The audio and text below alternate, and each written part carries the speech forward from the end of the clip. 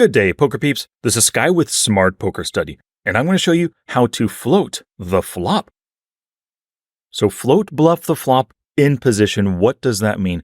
That means that you called your opponent's preflop raise with position, so maybe in the MP, the cutoff, the button, and on the flop, you bet after they check to you. So the key thing about floating is that, you called with position, and you can plan this ahead of time. You can look around the table and say, okay, when this player open raise, are they likely to check the flop if they missed the flop? And that gets to the first thing you're looking for. The open raiser is flop honest when out of position. So maybe their c-bet, when they're out of position, is something less than 60%. And of course, the lower the better, the more honest they are, right? It helps if your opponent has high card heavy ranges. Something like they open raise with all the broadways and a ton of suited connected hands as well. If their range is very pair heavy, like they're very tight early position raiser, it's going to be harder to get them to fold with a float. And they're also going to be just more likely to c-bet instead of check to you. Now, make a quote-unquote value bet size.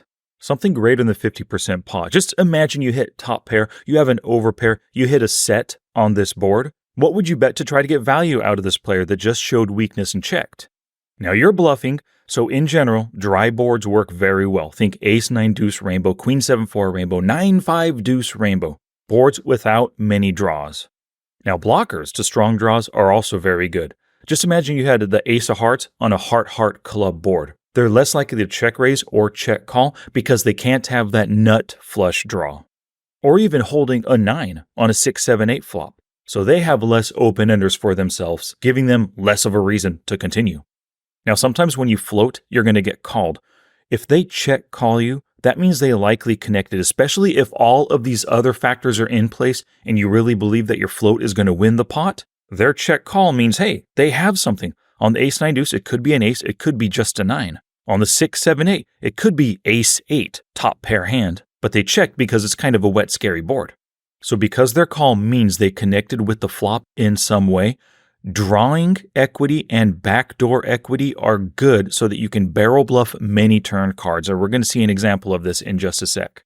Now lastly, if you can say, his check is weakness, and I know he's folding most of his overcards and non-pairs, then you found a great opportunity to float bluff on the flop.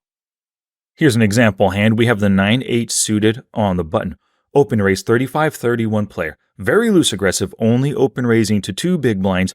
We get a fold, and now it's our opportunity. I can justify 3-betting this player, but, I'd like the opportunity to potentially float him. Now, earlier I said you can plan ahead for this play. Let's look at his smart HUD. He c-bets 75%, so he c-bets quite a lot. But in position so far, he has c-bet 100%, 2 out of 2. Out of position, 1 out of 2, 50%. He is a little bit more flop honest as the c-better over this small sample. So we can plan making a float. Hopefully, with our 9-8 suited, we hit something good on the flop. But if not, and if he checks to us, boom, easy bet. Couple of folds, we're heads up in position. Queen, 4-3. Rainbow board, pretty darn dry. His check, hey, that does signify weakness. Let's try to take it down. We come out for 3.4 big blinds. Now, earlier I said having some kind of drawing equity or backdoor equity, it definitely helps a lot. So if we think about this, we have the 9-8 of clubs with a single club on the board, the 3 of clubs. So we can barrel on a turn club, which gives us a flush draw. We can also barrel on that queen high board with a jack or a 10 because we just picked up a gut shot draw with our 8-9. And then lastly, we can even barrel on a 9 or an 8, which gives us second pair. But the great thing about that is if you barrel the turn, you're not showing bet, flop, check, turn weakness, allowing him to come out with an easy river bluff. You're double barreling, so depending on what that river card is after you hit your turn 9 or 8, you can easily just check back, control the size of that pot, get to showdown with a showdown-worthy hand. But alas, we do not need to barrel because he folds and gives us the pot. Now let me show you how to go through your database and find these particular floating hands. First is just the opportunity to float. So in Poker Tracker 4, you're going to go to More Filters, Actions and Opportunities, on the flop, flop opportunities, and this is a pre-built filter in Poker Tracker 4, just the float opportunity. Save and apply filter, so since August 1st, 46 opportunities to float. Making the play, you just filter for float on the flop. More filters, we'll delete this one, add, filter, actions and opportunities on the flop, flop bets, turn on float flop.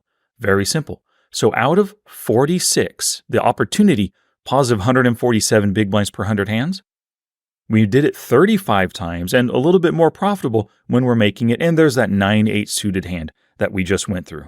So I recommend after you play and practice some float bluffs, go through your history, filter for that opportunity to float, and review 10 to 20 hands. Find some missed opportunities to float. Also, take a look back at your prior floats and see if you are making positive EV float bluffs or not.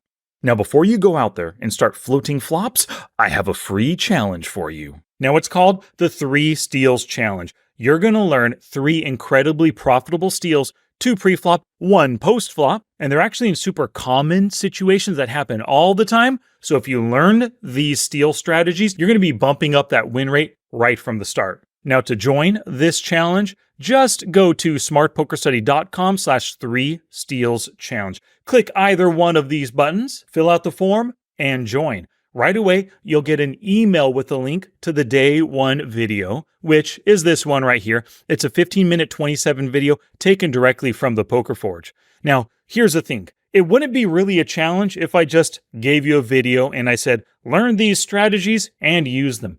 Not much of a challenge. Here's where the challenge lies. Study and practice each steal strategy one at a time.